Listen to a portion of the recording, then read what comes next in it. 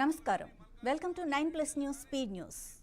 AP రాజకీయాల్లో సంచలనం రేపుతున్న liquor scam కేసులో ఎన్ఫోర్స్మెంట్ డైరెక్టరేట్ దూకుడు పెంచింది. అందులో భాగంగా విజయవాడ ఎంపీ కేశినేని చిన్ని కుటుంబానికి చెందిన సంస్థల ఆర్థిక లావాదేవీలపై ఈడీ ఫోకస్ పెట్టింది. ఎంపీ కేశినేని చిన్ని భార్య జాంతి లక్ష్మికి మరోసారి అధికారులు సమన్లు జారీ చేశారు. ఈ నెల 27 వరకు విచారణకు హాజరు కావాలని ఆదేశించారు.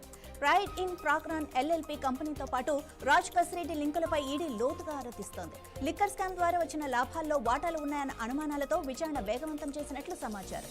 ఇప్పటికే ఒకసారి సమన్లు జారీ చేసిన ఈడీ తాజాగా మరోసారి నోటీసులు ఇవ్వడం రాజకీయ వర్గాల్లో చర్చనీయాంశంగా మారింది. కర్ణాటక, తెలంగాణ రాష్ట్రాల మధ్య నీటి ప్రాజెక్టుల విషయంపై చర్చించేందుకు గాను కర్ణాటక నీటిపారుదల, సైన్స్ అండ్ టెక్నాలజీ శాఖ మంత్రి బోసురాజు తెలంగాణకు వచ్చారు. ఈ మేరకు శంషాబాద్ ఎయిర్పోర్టు వద్ద రాష్ట్ర క్రీడా, పాడి పరిశ్రమాభివృద్ధి, పశుసంవర్ధక శాఖ మంత్రి వాకిటి శ్రీహరి వారికి స్వాగతం పలికారు. మహబూబాబాద్ జిల్లా నెల్లికుదురు మండలం మదరతుర్తిలో అగ్ని ప్రమాదం జరిగింది. ప్రమాదంలో మామిడి తోట పూర్తిగా దగ్ధమైంది. అలాగే విద్యుత్ స్తంభాలు, విద్యుత్ తీగలు ధ్వంసమయ్యాయి. పంట పొలాల్లో ఏర్పాటు చేసిన పైప్ లైన్లు కూడా మంటలను కాలిపోయాయి. అగ్ని ప్రమాదం ఎలా జరిగిందో అధికారులు దర్యాప్తు చేయాలని గ్రామస్తులు కోరుతున్నారు. ప్రభుత్వం తరపున పరిహారం ఇప్పించాలని డిమాండ్ చేస్తున్నారు. హైదరాబాద్ లో సంచలనం రేపిన హైకోర్టు అడ్వకేట్ కాజా మొయిద్దీన్ మర్డర్ కేసులో 5గురి ప్రమేయం ఉన్నట్లు తెలుస్తోంది. ప్రధాన నిందితుడు వినయ్ను అదుపులోకి తీసుకుని పోలీసులు విచారణ చేపట్టారు. మరో 4 గోవాకు పారిపోయినట్లు సమాచారం. వక్ఫ్ భూముల వివాదమే హత్యకు కారణమై ఉండొచ్చని పోలీసులు అనుమానిస్తున్నారు. 10 లక్షల సుపారీ తీసుకుని న్యాయవాది కదలికలపై ముందుగానే ఈ గ్యాంగ్ రెక్కి నిర్వహించినట్లు సమాచారం.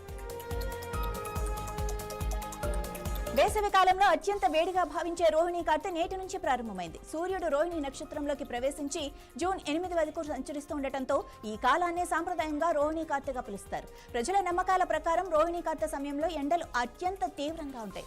సాధారణ వేసవి వేడి కంటే ఈ కాలంలో భూమి నిప్పుల కుండలా మారనుంది. మధ్యాహ్న వేళల్లో బయట అడుగు పెట్టలేనంతగా ఉష్ణోగ్రతలు పెరిగే అవకాశాలు కూడా కనిపిస్తున్నాయి.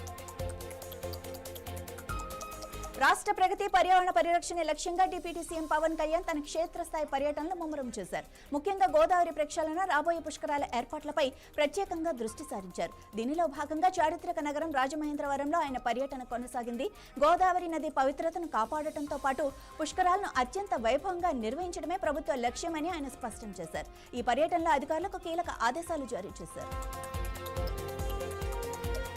తెలంగాణలో రాజకీయ వేడి రాజుకుంది. అధికార విపక్షాల మధ్య మాటల తూటాలు పేలుతున్నాయి. ముఖ్యంగా ధాన్యం కొనుగోళ్ల విషయంలో ప్రభుత్వ వైఫల్యాలను ఎండగడుతూ బీజేపీ ఆందోళన బాట పట్టింది.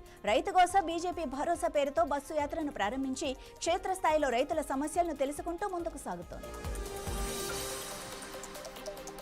వాహనదారులకు కేంద్రం మరో షాక్ ఇచ్చింది. ఇప్పటికే 3 సార్లు పెరిగిన పెట్రోల్, డీజిల్ ధరలు మరోసారి భారీగా పెరిగాయి. తాజాగా లీటర్ పెట్రోల్పై ₹2.84, డీజిల్పై ₹2.84 చొప్పున వడ్డన జరిగింది. ఇక పెరిగిన ధరలతో హైదరాబాద్ లో లీటర్ పెట్రోల్ ధర ₹115.58కు చేరగా లీటర్ డీజిల్ ధర ₹113.74కు చేరింది. ఇప్పటికే 3 విడతల్లో పెట్రోల్, డీజిల్ ధరలు ₹5 మేర పెరిగాయి.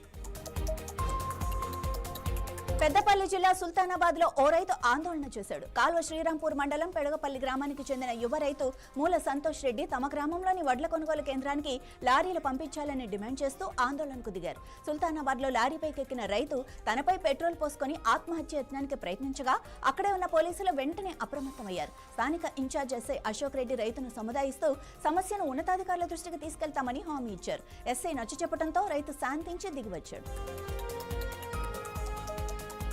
తిరుమల శ్రీవారిని పలువురు ప్రముఖులు దర్శించుకున్నారు. కేంద్ర మంత్రి రామ్మోహన్ నాయుడు స్వామివారి సేవలో పాల్గొన్నారు. ఆయనకు టీటీడీ అధికారులు స్వాగతం పలికి దర్శన ఏర్పాట్లు చేశారు. హిందూపురం ఎంపీ బీకే పార్థసారథి కూడా శ్రీవారిని దర్శించుకున్నారు. తాడిపత్రి మాజీ ఎమ్మెల్యే కేతిరెడ్డి పెద్దిరెడ్డి సైతం కుటుంబ సమేతంగా స్వామివారిని దర్శించుకున్నారు. వీరితో పాటు స్టార్ కమెడియన్ ప్రదీప్ కూడా తిరుమల శ్రీవారిని దర్శించుకుని ఆశీస్సులు అందుకున్నారు. వీరందరికీ ఆలయ పండితులు వేద ఆశీర్వచనాలు అందించగా అధికారులు స్వామివారి తీర్థ ప్రసాదాలు అందజేశారు.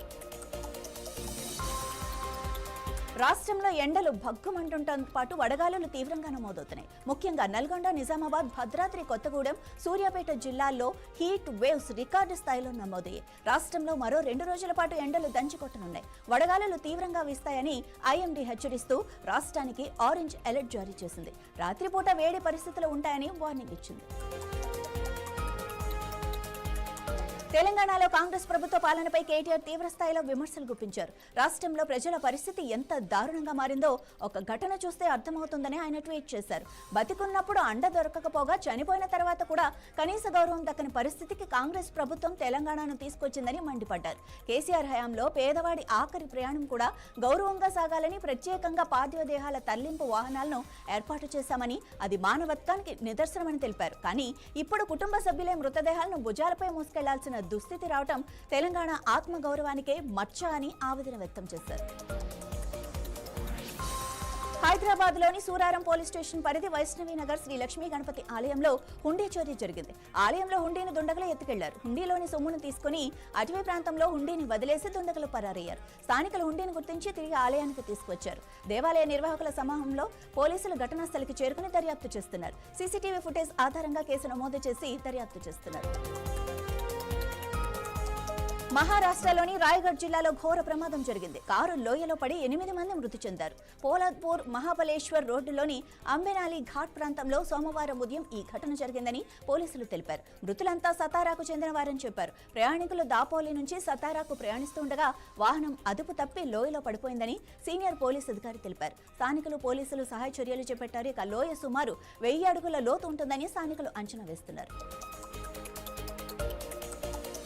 ఎగ్జిబిటర్స్ గురించి హీరో బాలకృష్ణ స్పందించారు. సినిమాను బతికించాల్సిన స్థితి వచ్చిందని తెలిపారు. ఎగ్జిబిటర్స్ ని చూస్తే జాలిస్తుందన్నారు. థియేటర్స్ కు తాళాలు వేసే పరిస్థితి వచ్చిందని తెలిపారు.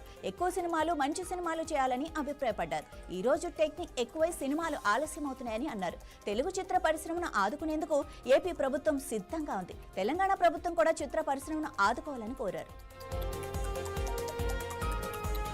హైదరాబాద్ లోని కాప్రా చౌరస్తా ప్రాంతంలో భారీ శబ్దంతో సిలిండర్ పేలుడు సంభవించడం స్థానికులను భయాందోళనకు గురిచేసింది. ఓ ఫాస్ట్ ఫుడ్ సెంటర్లో జరిగిన ఈ ప్రమాదంలో రోడ్డుపై వెళ్తున్న వ్యక్తిపై శకలాలు పడటంతో ఆయన తీవ్రంగా గాయపడ్డారు. వెంటనే స్పందించిన స్థానికులు బాధితులను ఆసుపత్రికి తరలించారు. గ్యాస్ లీకేజీ కారణంగానే పేలుడు జరిగి ఉండొచ్చని అనుమానాలు వ్యక్తమవుతున్నాయి.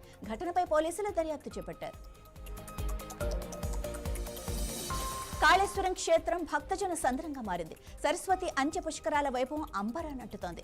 5వ రోజుకు చేరిన ఈ పుష్కరాలకు భక్తులు పోటెత్తుతున్నారు. పవిత్ర త్రివేణి సంగమంలో పుణ్య స్నానాలు ఆచరించి ప్రత్యేక పూజలు చేస్తున్నారు. లక్షలాదిగా తరలి వస్తున్న యాత్రికులతో కాళేశ్వరంలో ఆధ్యాత్మిక శోభ వెలువరిస్తోంది. ఈ మహాఘట్టానికి ప్రభుత్వం భారీ ఏర్పాట్లు చేసింది. ఏపీలో ఎండల తీవ్రత రోజురోజుకు పెరుగుతోంది. పలు ప్రాంతాల్లో రికార్డు స్థాయిలో ఉష్ణోగ్రతలు నమోదవుతున్నాయి. ఎండలకు తోడు వేడిగాలులతో ప్రజలు మధ్యాహ్నం వేళ బయటకు వచ్చేందుకు భయాందోళనకు గురవుతున్నారు. మరోవైపు పౌల్ట్రీ ఫారాల్లో పెద్ద సంఖ్యలో కోళ్లు మృత్యువాత పడుతున్నాయి. ఉన్నట్లుండి కుప్పకూలిపోయి చనిపోతుండటంతో పౌల్ట్రీ పరిశ్రమకు తీవ్ర సంక్షోభం ఏర్పడింది. పెట్రోల్ డీజిల్ ధరలు తగ్గించాలని బీఆర్ఎస్ పార్టీ డిమాండ్ చేసింది. పెట్రోల్ డీజిల్ ధరలు వెంటనే తగ్గించాలని బీఆర్ఎస్ పార్టీ ఆధ్వర్యంలో రాస్తారోకో నిర్వహించారు. ఈ కార్యక్రమంలో మాజీ ఎమ్మెల్యే డాక్టర్ మెతుకు ఆనంద్, నాగేందర్ గౌడ్, శుభప్రద్ పటేల్ పాల్గొన్నారు. కేంద్ర ప్రభుత్వం పెట్రోల్ డీజిల్ పై విధిస్తున్న భారీ పన్నుల వల్ల సామాన్య ప్రజలు, రైతులు, కూలీలు తీవ్ర ఇబ్బందులు పడుతున్నారని మాజీ ఎమ్మెల్యే మెతుకు ఆనంద్ అన్నారు. నిత్యావసర వస్తువుల ధరలు కూడా పెరిగి పేద, మధ్యతరగతి కుటుంబాలు ఆర్థికంగా చితికిపోతున్నాయని ఆవేదన వ్యక్తం చేశారు. ఐపీఎల్లో పంజాబ్ కింగ్స్ ఎలిమినేట్ అయింది. ముంబై ఇండియన్స్ పై విజయం సాధించిన నేపథ్యంలో 16 పాయింట్లు దక్కించుకొని రాజస్థాన్ రాయల్స్ ప్లే ఆఫ్ కు చేరింది. అటు పంజాబ్ కింగ్స్ ఖాతాలో 15 పాయింట్లు మాత్రమే ఉండటంతో ఎలిమినేట్ అయింది. వర్షం కారణంగా కేకేఆర్ వర్సెస్ పంజాబ్ మ్యాచ్ రద్దయిన సంగతి తెలిసిందే. దీని ఫలితంగా పంజాబ్ తో పాటు కేకేఆర్ కు 0 పాయింట్ దక్కాయి.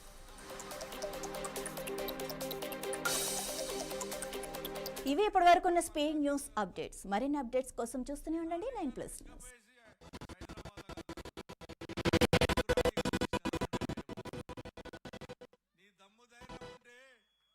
దమ్ము ధైర్యం ఉంటే